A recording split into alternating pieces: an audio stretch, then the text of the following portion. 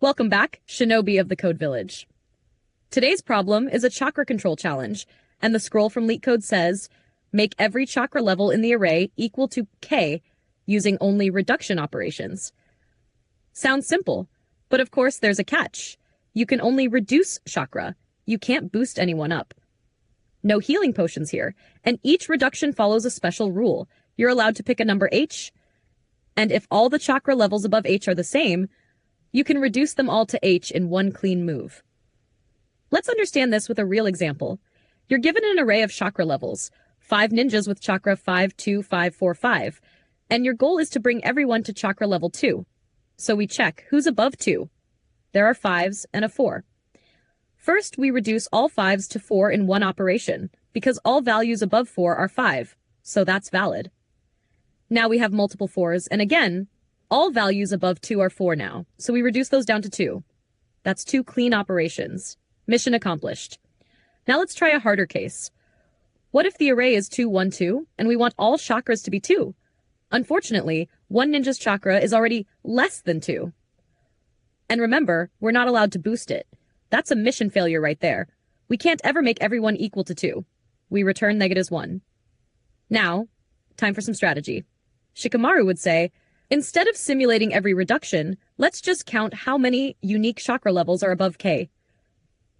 Why? Because each unique chakra level above k will require its own operation to be reduced. Think of it this way.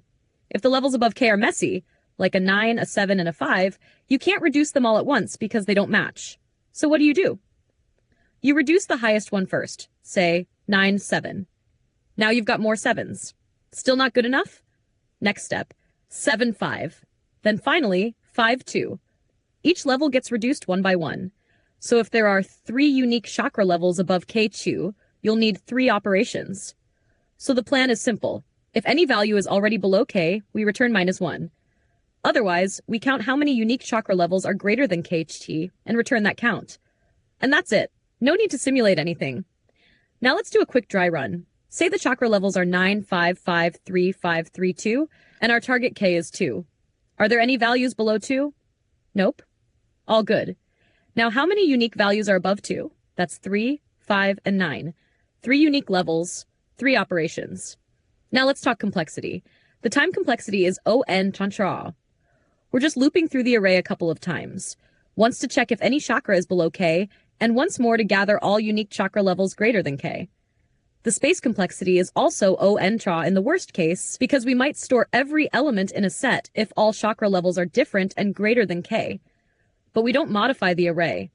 We don't sort. We don't simulate each reduction. That's why this approach is not only clean, it's fast, smart, and Shikamaru approved. And now I leave you with 2 questions.